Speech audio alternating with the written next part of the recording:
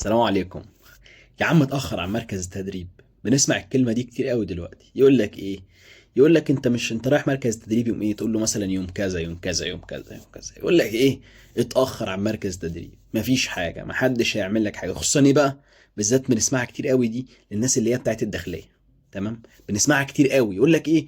يا عم اخر، هيجرى لك ايه؟ بص، اسبوع اخر، اسبوعين اخر، 3 اسابيع اخر. طيب، مبدئيا عشان ابدا اكلمك عن الموضوع ده انا هشرحه لك في نقط كده بسيطه، واقول لك العواقب بتاعتها، واقول لك اثارها، واقول لك كل حاجه. بس قبل ما اقول لك ان شاء الله ما تنساش تعمل سبسكرايب للقناه وتفعل الجرس وتعمل لايك للفيديو عشان ان شاء الله يوصلك كل جديد. الفكره ايه؟ الفكره ان انت بتبدا تتكلم عن ايه؟ عن اخر. هتعملوا ايه؟ يقول لك اخر يا عم. اخر ليه؟ يقول لك اخر يا عم، انت ايه اللي هيوديك بدري وبتاع؟ ويطلع الناس الهبيده يقول لك ايه؟ ده انا اعرف واحد، اصل في واحد من سنه ومن سنتين ومن 3. طب انا هقول لك حاجه. هو يقول لك انا اعرف ناس من سنه ومن 2 ومن 3 ومن 4، الناس يا عم راحت متاخر وما جرالهاش حاجه. هو طب ما هو ما قالكش الناحيه التانيه ايه اللي جرى للناس؟ ما هو في ناس ما راحت ما جرالهاش حاجه، بس في ناس قصادها قد ايه اتضرت من التاخير. فهو بيبدا يكلمك عن ما تاخر. طب اخر قد ايه يا عم؟ اخر لك اسبوع، اخر لك 2. يا عم هو انت هتروح ويمشوك يعني؟ اقول لك مالكش جيش؟ لا، هيقول لك ليك جيش. يا عم ماشي. طب تقول له طب ما هو ممكن اتسجن؟ يقول لك يا عم مش هتتسجن ولا حاجه، لو اتسجنت هيبقى يوم. تقول له طب يا عم ما هو ممكن يعمل لي اورنيك، والاورنيك ده ينزلني في الشهاده درجه. يقول لك يا عم ايه المشكله؟ ما هو ما تنزل في الشهاده درجه. لا، النصيحه اللي اخوك الكبير بينصحها لك، واللي خلي بالك اتغيرت عندي مؤخرا. يعني انا قبل كده كنت بنصح الناس او كنت بقول للناس ايه المشكله؟ انت ممكن تاخر وانت داخليه، ماشي، بس اهم حاجه تتاكد ان مش اخر اسبوع اللي جاي. لا، مؤخرا في حالات كتير جدا. انا شوف، انا بقول لك اهو، ممكن تلاقي فيديوهات عندي قديمه او فيديوز عندي قديمه بتكلم فيها عن ايه؟ عن فكره التاخير. خصوصا لو انت داخليه اقول لك اخر يا عم اسبوع، بس اتاكد انه مش الاسبوع الاخير. لا، انا بقول لك دلوقتي اهو، لو انت داخليه حاول على قد ما تقدر ما تاخرش. طب ليه ما اخرش؟ لاسباب كتير جدا. اولها سبب نفسي. سبب نفسي ازاي؟ ما هو سيادتك لما تقعد بره، انت مثلا قال لك هتروحها اليوم الثلاث ده او هتروحها اليوم الاربع ده، يعني رحت التجنيد الاساسي بتاعك وليكن تجنيد الرمايه. قال لك تعالى، انت رحت الاربع، قال لك تعالى الاربع اللي بعده انت او اطلع من الاربع اللي بعده على مركز تدريب مبارك. فانت سيادتك المفترض انك هتروح الاربع اللي بعده، هتشغل دماغك وتقول ايه؟ وتقول طالما الترحيل بتاع البلد بتاعتي يوم الاربع، خلاص انا هروح بدل الاربع ده اروح الاربع اللي جاي، او اروح الاربع اللي بعده، يعني اخر اسبوع او اخر 10 ايام او اخر اسبوعين. تمام؟ طيب، مبدئيا انت لازم تكون عارف ان في حاجه نفسيه اصلا. انت لما تقعد اسبوع، هتقعد يوم، هتقعد 2، هتقعد 3، هتقعد اسبوع، هتقعد اسبوعين، والله ما هتقعدهم مستريح.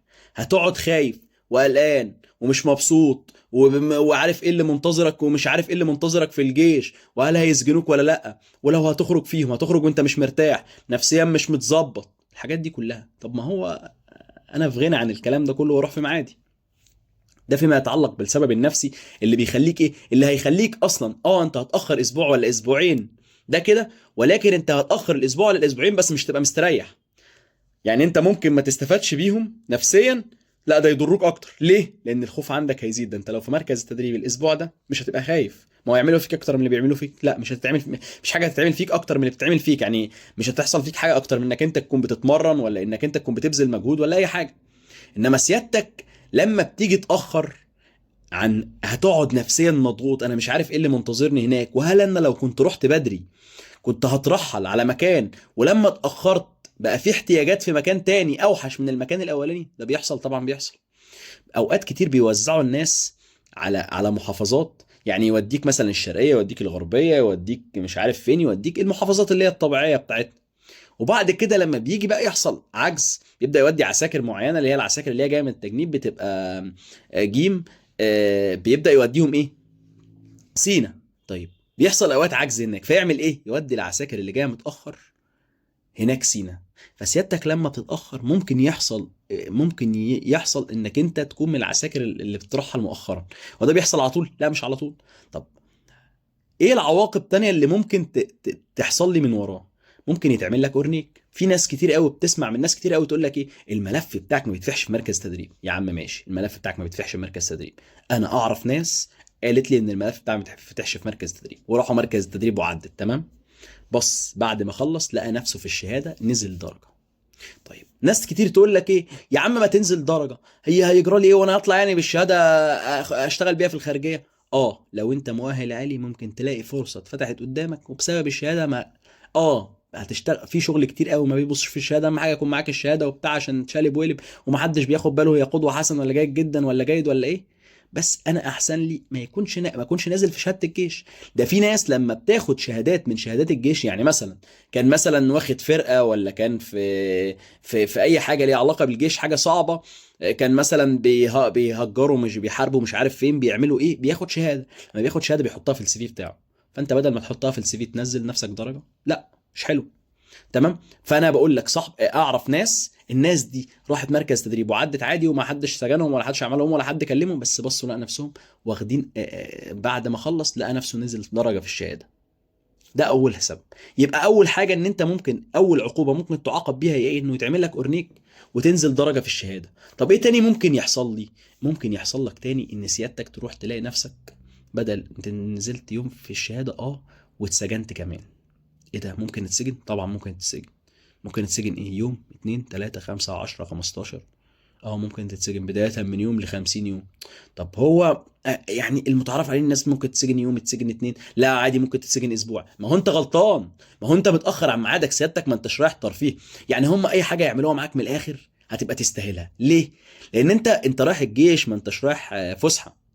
فانت لو عندك وقت، ولو عندك ليك ميعاد معين، روح لو سمحت، وما تخليش نفسك عرضة لانك انت يعني تتسجن او تنزل درجة في الشهادة.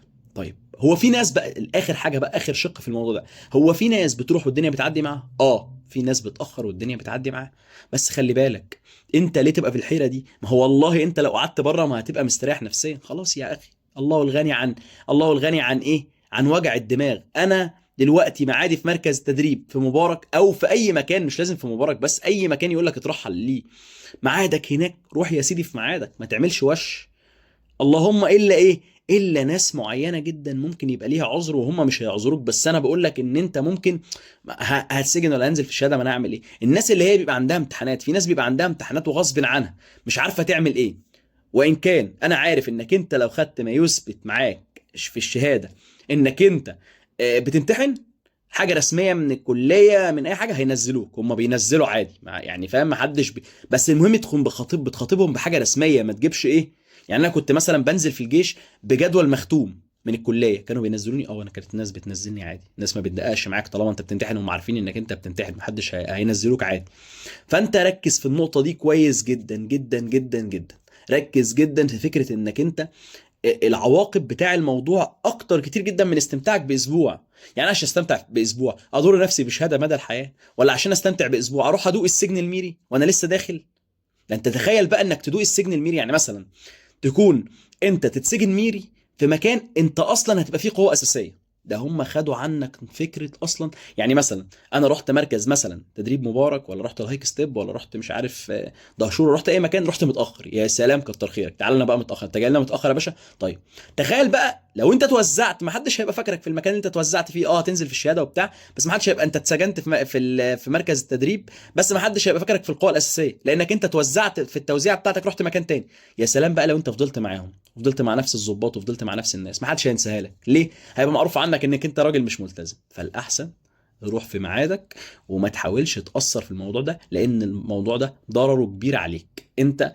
ضرره كبير دايما، لا بس انت ممكن تكون من الناس اللي هتتضر. يعني في ناس بتروح في ناس بتقعد وتعدي معاها عشان هتطلع لي ناس تقول لي ايه؟ طب ما هي بتعدي، ما هي في ناس عدت مع في ناس عدت معاها، بس انت مش هتكون من الناس اللي انت عدت عليها. يا عم اخي انت حظك وحش طول حياتك حظك وحش، هتيجي على دي وهيبقى حظك فيها حلو. لا طبعا انا بهزر معاك، ان شاء الله باذن الله تعدي جيشك على خير. بس اسمع الكلام وحاول تروح في ميعادك. الاسبوع او الاثنين او الثلاثه اللي انت هتقعدهم والله ما هيزودوك في حاجه، ان شاء الله باذن الله تعدوا جيشكم على خير وبالتوفيق، وربنا يعينكم ان شاء الله. واي حد عايز يسال في اي حاجه يسال، انا تحت امره. شكرا جزيلا، السلام عليكم.